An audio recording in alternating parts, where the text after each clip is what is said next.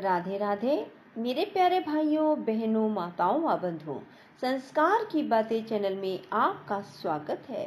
बंधुओं, आज सावन मास के शुक्ल पक्ष की पंचमी तिथि है, जो कि नाग पंचमी के रूप में मनाई जाती है। बंधुओं, मैं आपको आज नाग पंचमी की कथा सुनाने जा रही हूँ। बंधुओं, श्रावण शुक्ल पक्ष की पंचमी को नाग पंचमी कहा जाता है। इस दिन नागों की पूजा की जाती है। गरुड़ पुराण में ऐसा कहा गया है कि नाग पंचमी के दिन घर के दोनों बगल में नाग की मूर्ति खींचकर इसके बाद प्रमुख महानागों का पूजन किया जाए। पंचमी नागों की तिथि है। ज्योतिष के अनुसार पंचमी तिथि के स्वामी नाग है। शेष आदि सर्पराजों का पूजन पंचमी को होना चाहिए। सुगंधित पुष्प, दूध सर्पों को बहुत अति प्रिय है। गांवों में इसे नागचैया भी कहते हैं। इस दिन ग्रामीण लड़कियां किसी जलाशय में गुड़ियों का विसर्जन करती हैं। ग्रामीण बच्चे तैरती हुई इस निर्जीव गुड़ियों को डंडे से खूब पीटते हैं। इसके बाद बहन उन्हें रुपयों की भेंट तथा आशीर्वाद देती हैं। बंधुओं, यदि आपने हमारे YouTube चैनल संस्कार की बातें अब तक सब्सक्राइब नहीं किया तो जरूर करें और बेल आइकन दबाना ना भूलें, ताकि आपको हमारी आने वाली सभी वीडियोस की जानकारी सबसे पहले हो सके। बंधुओं, वीडियो को पूरी सुनने के बाद कमेंट बॉक्स में जय नागों की लिखना ना भूलें। बोलो नाग देवता की जय।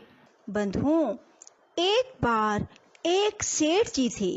उनके 7 पुत्र और 7 ही पुत्र वधुएं थी, जिनमें सबसे छोटी बहू बहुत समझदार और सुशील थी, परंतु उसके कोई भाई नहीं था। एक दिन बड़ी बहू ने घर लीपने को पीली मिट्टी लाने के लिए सभी बहुओं को साथ चलने के लिए कहा और कहा कि सभी थलियां और खुरपी लेकर मिट्टी खोदने के लिए चलें। और सभी एक जगह पहुंची और मिट्टी खोदने लगी। तभी वहां एक सर्प निकला, जिसे बड़ी बहू खुरपी से मारने लगी। यह देखकर छोटी बहू ने उसे रोकते हुए कहा, मत मारो, यह तो बेचारा निरपराध है। यह सुनकर बड़ी बहू ने उसे नहीं मारा। तब सर्प एक और जा बैठा। तब छोटी बहू ने उससे कहा, हम अभी लौट कर आती हैं, तुम यहाँ से जाना मत। यह कहकर वह सब के साथ मिट्टी लेकर घर चली गई और वहाँ जाकर घर के काम काजों में बिल्कुल भूल गई कि वह तो सर्प से वादा करके आई है कि वो उसके लिए दूध लेकर आती है। अब उसे अगले दिन ये बात याद आई कि उसे तो सर्प के लिए दूध ले जाना था। तभी उसने दूध उठाया और सर्प को दूध पिलाने के लिए चल पड़ी। उसने देखा कि सर्प तो वहीं बैठा है। उसने कहा, सर्प भैया, मैं आपके लिए दूध लेकर आई हूँ। तब सर्प कहने लगा, तू भैया कह चुकी, इसलिए तुझे छोड़ देता हूँ, नहीं तो तूने मेरे साथ झूठा वादा किया। मैंने तो तुझे अभी इस समय डस लेना था।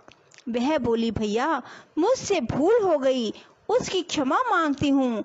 तब सर्प बोला, अच्छा, तू आज से मेरी बहन हुई और मैं तेरा भाई हुआ। तुझे जो मांगना हो मांग ले। वह बोली, भैया मेरा कोई नहीं है, अच्छा हुआ जो तू आज मेरा भाई बन गया। कुछ दिन बीत गए। सावन का महीना आया और सेठ की सभी बहुओं अर्थात सेठ की 6 बहुओं के भाई उन्हें लेने आए, क्योंकि ये एक रीत है कि सावन के महीने में सभी बहुएं अपने मायके जाती हैं। और अब छोटी बहू बेचारी रोने लगी, क्योंकि उसके कोई भाई नहीं था। तभी जो सर्प था वो मनुष्य का रूप धारण करके उसके वहां आया और सेठ जी को बोला कि मैं अपनी बहन को लेने के लिए आया हूँ। तब सेठ जी बोले कि इसके तो कोई भाई है नहीं। तब उसने कहा कि मैं इसका दूर के रिश्ते में भाई हूँ, बचपन में ही बाहर चला गया था। उसके विश्वास दिलाने पर घर के लोगों ने छोटी बहू को उसके साथ भेज दिया।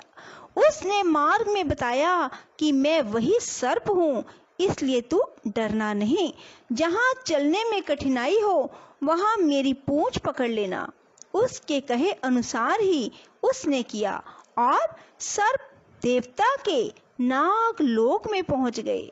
वहां के धन ऐश्वर्य को देखकर छोटी बहू बहुत ही हैरान हो गई। एक दिन सर्प की माता ने उससे कहा, मैं किसी काम से बाहर जा रही हूँ, तू अपने भाई को ठंडा दूध पिला देना।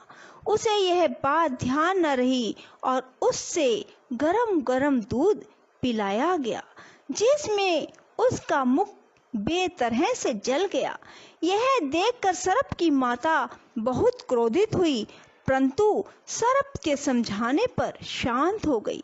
तब सर्प ने कहा कि बहन को अब उसके घर भेज देना चाहिए। तब सर्प और उसके पिता ने उसे बहुत सा सोना, चांदी, जवाहरात, वस्त्र, आभूषण देकर उसके घर पहुंचा दिया। इतना ढेर सारा धन देखकर बड़ी बहू ने ईर्ष्या से कहा, भाई तो बड़ा धनवान है, तुझे तो उससे और भी धन लाना चाहिए। सर्प ने यह वचन सुना तो सब वस्तुएं सोने की ला कर दे दी। यह देखकर बड़ी बहू ने कहा, इन्हें झाड़ने की झाड़ू भी सोने की होनी चाहिए। तब सर्प ने झाड़ू भी सोने की लाकर रख दी। सर्प ने छोटी बहू को हीरा मनियों का एक अद्भुत हार भी दिया। उसकी प्रशंसा उस देश की रानी ने भी सुनी और वह राजा से बोली कि सेठ की छोटी बहू का हार यहाँ मुझे ला कर दो। राजा ने मंत्री को हुक्म दिया कि उससे वह हार लेकर शीघ्र यहाँ उपस्थित हो। मंत्री ने सेठ जी से जाकर कहा कि महारानी जी छोटी बहू का हार पहनेगी, यह उससे लेकर मुझे दे दो। सेठ जी ने डर के कारण छोटी बहू से हार मंगा कर दे दिया। छोटी बहू को यह बात बहुत बुरी लगी। उसने अपने सर्प भाई को याद किया और आने पर प्रार्थना की, भैया रानी ने हार छीन लिया है, तुम कुछ ऐसा करो कि जब वह हार उसके गले में रहे तब के लिए सर्प बन जाए और जब उसे मुझे लौटा दे तब हीरों और मनियों का हो जाए। सर्प ने ठीक वैसा ही किया। जैसे ही रानी ने हार पहना वैसे ही वह सर्प बन गया। यह देखकर रानी चीख पड़ी और रोने लगी। यह देखकर राजा ने सेठ के पास खबर भेजी कि छोटी बहू को मेरे पास लेकर आए। सेठ जी डर गए कि राजा ना जाने क्या करेगा। वे स्वयं छोटी बहू को साथ लेकर वहां पहुंचे। राजा ने छोटी बहू से पूछा, तूने क्या जादू किया है, मैं तुझे दंड दूंगा। छोटी बहू बोली, राजन धृष्टता क्षमा कीजिए, यह हार ही ऐसा है कि मेरे गले में हीरो और मनियों का रहता है और दूसरे के गले में सर्प बन जाता है। यह सुनकर राजा ने वह सर्प बना हार उसे देकर कहा, अभी पहन कर दिखाओ। छोटी बहू ने जैसे ही उसे पहना वैसे ही वह हार हीरे और मनियों का बन गया। यह देखकर राजा को उसकी बात का विश्वास हो गया और उसने प्रसन्न होकर उसे बहुत सी मुद्राएं भी पुरस्कार में दी। छोटी बहू उन सब वस्तुओं को लेकर और हार को लेकर अपने घर लौट आई। उसके धन को देखकर बड़ी बहू ने ईर्ष्या के कारण उसके पति को सिखाया कि छोटी बहू के पास कहीं से धन आया है।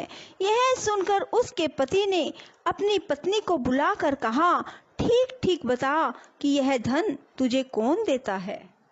तब वह सर्प को याद करने लगी। तब उसी समय सर्प ने प्रकट होकर कहा, यदि मेरी धर्म बहन के आचरण पर संदेह प्रकट किया तो मैं तुझे खा जाऊंगा। यह सुनकर छोटी बहू का पति बहुत प्रसन्न हुआ और उसने सर्प देवता का बड़ा सत्कार किया। उसी दिन से नाग पंचमी का त्योहार मनाया जाने लगा और स्त्रियां सर्प को भाई मानकर उनकी पूजा करने लगी। बोलो नाग देवता की जय। राधे राधे, जय श्री कृष्णा। बंधुओं, यदि आपको हमारी वीडियो पसंद आए तो इसे लाइक करें और शेयर भी जरूर करें। धन्यवाद।